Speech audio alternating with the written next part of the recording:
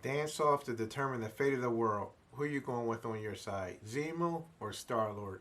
You can only have one.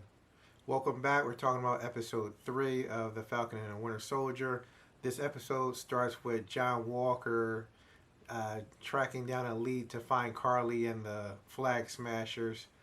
He's in there kind of showing you the difference between him and the other original Captain America by basically going in there cursing, throwing people around. And did you see how much effort it took for him to actually throw somebody against the wall?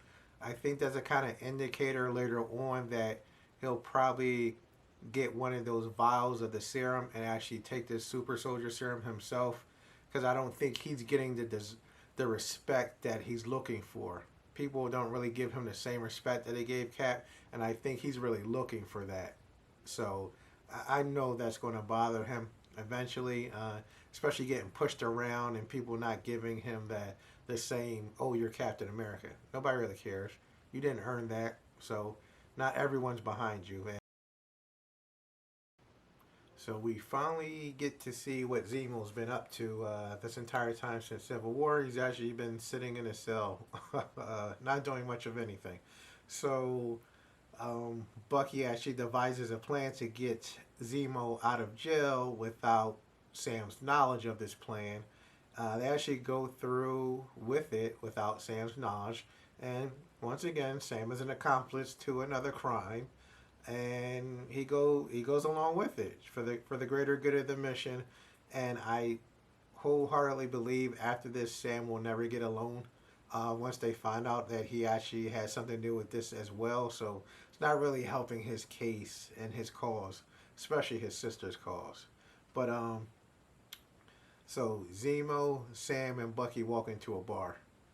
Yeah, I know it sounds like a joke, but it was kind of cool to see Madripoor reference. I don't care what Zemo said. Why they got my man Sam dressed like a pimp? And a neat side fact, if you do some research, there's been reference that Sam possibly could have been a pimp in the comics. They never came out and said it, but they had him dressed definitely for that occupation. But they never outright said that's what he did. But, you know, you can kind of connect the dots on that one. So it's interesting that they even mentioned it. We're not going to talk about how Smiling Tiger went in there to get the drink that he always gets, but the guy doesn't recognize him as Smiling Tiger. And also, as far as the fight scenes, is it me or does it look like Bucky's always kind of holding back when he's really fighting? I don't know. I just don't see the same skill set or focus. I know he's not being controlled, but when Bucky's on his when he's on his John, it's a little different. And it just seems like he's kind of going through the motions of fighting people, but not really trying to hurt them. So I know that was maybe rule number 2, don't hurt anyone. So maybe he's applying that to actually combat as well, and just, you know, subduing people, not really hurting them. But I don't know. He did throw a pole through somebody's arm or something. So I don't know how successful he's being with that rule, but maybe it's just me. And you definitely gotta love the John Wick Easter egg in that.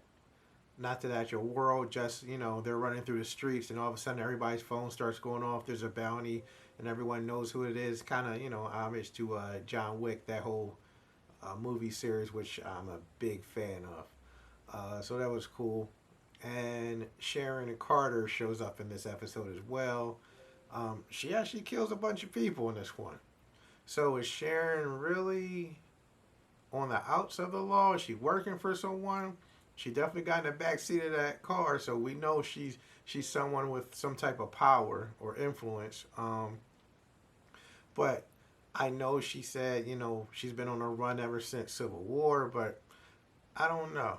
I think she's going to play a bigger part in this story. Maybe she's working for the power broker. Maybe she is the power broker. I don't know how they want to try to flip this one, but, you know, we'll see where they go with this one. It's just interesting because I don't think she's a evil character. She did some questionable things in the comics, but I don't think that's where they're going with this one. So we'll see on that aspect. And also, crazy event. So Carly blew up the building with innocent people in it. So the White Wolf, aka Bucky, picked up that he was being followed and monitored. He's picking up these little small beads, vibrating. I'm assuming. I'm pretty sure. Uh, it's pretty cool to see that at the end of the episode. You knew they were going to be pissed, and you knew they were going to find out that Zemo got out. So we're going to see what angle this is going to play. Are they going to interfere in the mission? Or is that just a whole nother set of people they need to fight now? They need Zemo to accomplish what they want, but Wakanda, of course, they don't really care. They killed the king. So where are we going to land with that? And also, they actually helped Bucky. So are they going to look at that as a betrayal? Like, hey, we helped you, we nursed you back, gave you a new arm, cleared all that programming out of your mind, and this is what you do to thank us. So I'm interested on how that arc is going to play out. Like I said, on a scale of 1 to 6, got to be different. I'm going to give this episode maybe a 3.5. It was good. I liked it, but I don't feel as though it was strong as the other episodes. But it was still good, though. So, the Wakanda connection, I'm excited to see how they're going to play this one out. Will they become an enemy of the state of Wakanda? Or will people understand? Is Sam ever going to get over this BS and actually want to pick up this shield and not destroy it? I'm just getting tired of this. Sam, like, just claim it. You got crazy people out here trying to take that mantle, and you know they don't deserve it. So, and for everybody out there clowning Zemo for the way he's dancing, I mean, the dude's been locked up for let's say 2 years from Civil War, 5-year snap. So it might have been like 7 years. So yeah, he's not going to be up to date on his dances. Like, get a dude a little slack, man. He's out there. And I say, don't trust someone who just got out of jail and his demeanor is that cool.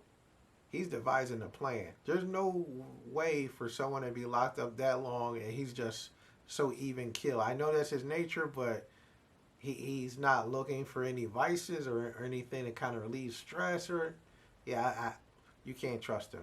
I know he's working with you, but you know you can't trust him. Even though he did kill someone in this episode. I'm sorry. He killed multiple people in the episode, but why should we be surprised about that? But anyway, I'm curious, at the end of this, do you think that Zemo will be turned over to Wakanda? Do you think Zemo will go free? Do you think Bucky and Wakanda will be on good terms? Let me know in the comments. If you like this video, don't forget to like and subscribe. And how you Captain America and you running up in the spot, yelling and cursing at people, throwing people against the wall? You know who the hell I am? Yo, your ego, dude, you're not Cap. No one's respecting you out here. You're looking soft.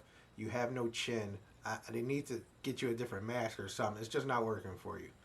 Do you know who the hell I am? No one cares who you are. Dude, stop.